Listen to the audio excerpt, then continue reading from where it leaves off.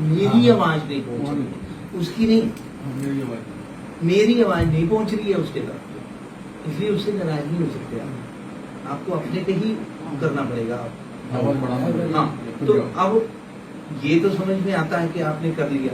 अब उसके बाद कई बार ऐसा देखा गया है कि महेंद्र जब कोई भी व्यक्ति जिसको आप बुला रहे हैं वो सामने नहीं दिख रहा है, तो अब क्या करना पड़ता है उसके लिए, आपको अपने आसन से उठना है या अपने कुर्सी से उठ के बाहर इधर उधर, तो फिर किसी व्यक्ति के द्वारा, अगर नहीं दिखाई दे रहा तो किसी व्यक्ति के द्वारा पूछते हैं, भैया वो फलाना देखा क्या? तो वो जो व्यक्ति है जिसको हम व्यक्ति कहते हैं, वो व्यक्ति साधु संत हो सकता है, वो व्यक्ति शास्त्र हो सकता है, सदग्रंथ हो सकते हैं, उसके द्वारा पूछ सकते हैं कि भाई कहाँ है। फिर आप बाहर गए जैसे चारों तरफ देखने के लिए, तो फिर आप दूर तक जाना पड़ता है कि भाई फलाने, तो फिर आपने आवाज लगाई तो फलाने कहाँ हो, तो नहीं आपको आवाज सुनाई दे रही, उसको आपको लग रहा है कि मैं तो बोल रहा हूँ लेकिन वो व्यक्ति तक मैं नहीं पहुंच पा रहा हूँ। फिर आप और 4 कदम जाते हैं, फिर 4 कदम जाते हैं, फिर गली मोहल्ले में जब वगैरह वगैरह कोई आदमी दिखता है तो उसको पूछते हैं, भाई वो फलाना देखा क्या? ये स्वाभाविक हमारे जीवन में होता है, ये सत्य घटनाएं हैं कि हम पूछते हैं एक दूसरे को कि फलाना व्यक्ति देखा क्या? तो वो व्यक्ति बोल भी देता है, किसी ने अगर देखा हो बोल भी देता है कि हाँ मैंने वो सामने है, उस तरफ देखो तो वहां गली में, तो वो देवालय का एक इंडिकेट करता है व्यक्ति, आपको वहां तक जाना ही है। फिर अब आप वहां पर जाकर के आप, अरे यार तुम यहाँ, तो मैं तो तुम्हें वहां ढूंढ रहा था। तो अब आप वहां पे अपनी बात बोल सकते हैं, बोल तो आप घर भी सकते हैं, लेकिन ऐसा नहीं है, ऐसा नहीं। ऐसे व्यक्तियों को, जैसे किसी को भी या परमात्मा को भी ये देवालय जाना ही पड़ता है वहां तक, क्योंकि हमारी आवाज नहीं पहुंची, क्योंकि हमें नहीं दिख रहा। ये हमारी तसल्ली के लिए, ना कि परमात्मा की। परमात्मा की तसल्ली के लिए नहीं होता है।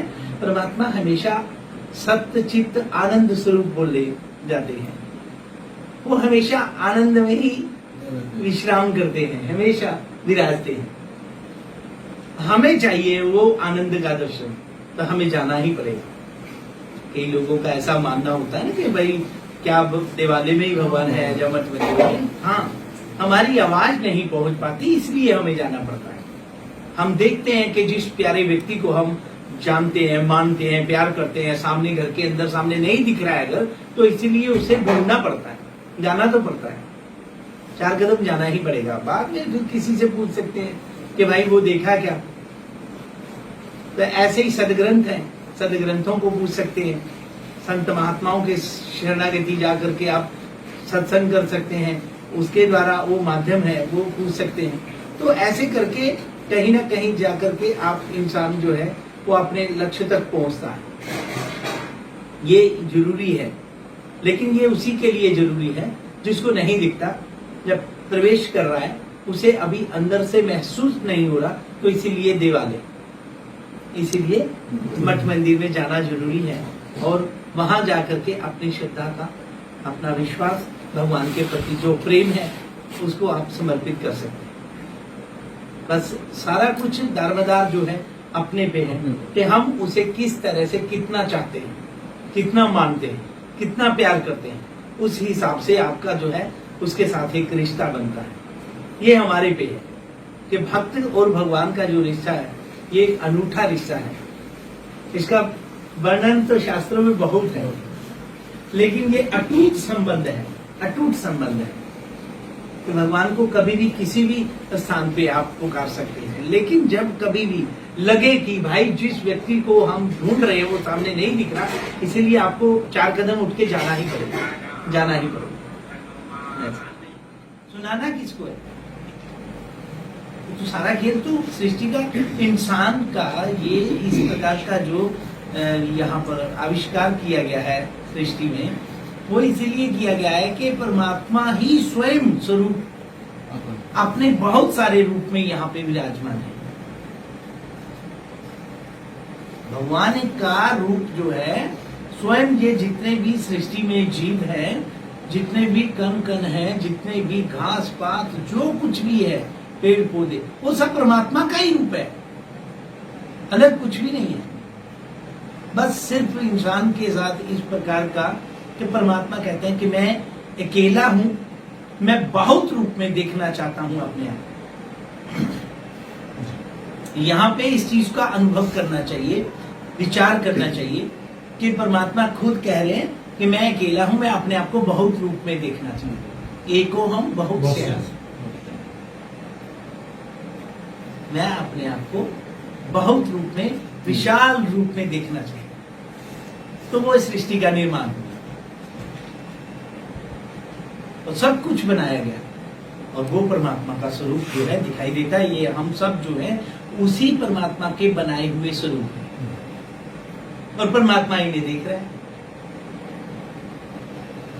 अब वो पता नहीं है आप खुश हो रहा है या दुखी हो रहा है, ये तो पता नहीं है, ये तो परमात्मा जाने इंसान का रवैया कैसा है। लेकिन परमात्मा खुश ही रहते हैं, दुखी नहीं होते हैं। ये इंसान अपने अपने एक सिस्टम बना दिया गया है कि ऐसे कर्म करो और ऐसे कर्म का फल ये होता है और ये भोगना पड़ता है। रही बात तुलसी की, तो तुलसी भगवान को प्रिय तो है, लेकिन क्या पहनना चाहिए, रुद्राक्ष या तुलसी, इसके बारे में ऐसा जो मन करे, जिसके साथ आप जुड़ जाएं, बस कुल मिला के जुड़ना है। आप रुद्राक्ष के साथ अपना सानिध्य जैसे आपको मिले रुद्राक्ष का, और फिर आपको परमात्मा की ओर जाने के लिए आपका मन करे कि भाई कहाँ किसके साथ जुड़ सकते हैं, तो रुद्राक्ष के साथ जुड़ के भी आप आगे जा सकते हैं। आप तुलसी के साथ भी जुड़ के जा सकते हैं, आपको जहां प्रसन्नता हो। कुल मिला के जुड़ना है, मतलब कुल मिला के भोजन करना है। क्या कुर्सी पे बैठ के करने का मन है, कुर्सी पे बैठ के कर लो। कुर्सी कौन सी होगी, लकड़ी की, उस पे कर लो। लोहे की, उस पे बैठ के कर लो। टेबल के आगे बड़ा सा एक अच्छा सा टेबल लगा लो, सजा लो, भोजन उस पे रख करके कर लो। आपका जैसा मन करे, पत्तल में रख के कर सकते हैं, जमीन में बैठ के कर सकते हैं। कुल मिला के भोजन करना है, प्रसाद पाना है, भोजन। अब वो कैसे पाना है, पत्तल में, थाली में, चम्मच के साथ खाना है, हाथों के साथ खाना है, वो आपके ऊपर है। आपका जैसा मन करे, वहां परमात्मा की ओर से कोई भी बंधन नहीं है कि आप जो है चम्मच के साथ खाइए, आप जो है हाथ के साथ नहीं प्रसाद पाएंगे। ऐसा नहीं है कि आप रुद्राक्ष के साथ जपिए तो तभी मैं प्रसन्न होऊंगा, और अगर आप रुद्राक्ष के साथ नहीं जपोगे तो ऐसा तो कुछ है नहीं। ऐसा कुछ भी नहीं कि आपको सिर्फ भोजन पाना है, हाथों के साथ पाएंगे तो भी तृप्ति होगी, चम्मच के साथ और कुर्सी पे बैठ के अगर प्रसाद लेते हैं तो भी तृप्ति होगी। कुल मिला के यहाँ पे हमारे मन की बात है कि आपका मन किसके साथ जुड़ता है, परमात्मा के साथ जुड़ना है, जैसे मर्जी जुड़ो, जैसे मर्जी जुड़ो। जी, दरअसल क्या है, जैसे एक ही चंद्रमा विभिन्न पानियों में, सरोवर में प्रतिबिंब दिखता है, प्रतिबिंब उसी प्रकार हाँ, वो यथावत स्थान पे अपना वेदांत नहीं बोलता। हाँ, वेदांत का यही सार है। वो इंडिकेट यही करता है कि आप हजारों घड़े रख दो तो चंद्रमा हो चाहे सूर्य हो, सब में दिखेगा, प्रतिबिंब लगता है। हाँ, दिखेगा वेदांत। हाँ, बाकी वास्तविक सत्य वो है ना कि ये। तो ये जितने भी घट हैं, ये जितने भी घट हैं, घड़े, ये शरीर है, इनमें भाषित हो रहा है, लेकिन उसकी वजह से प्रतिबिंब, हाँ, प्रतिबिंब।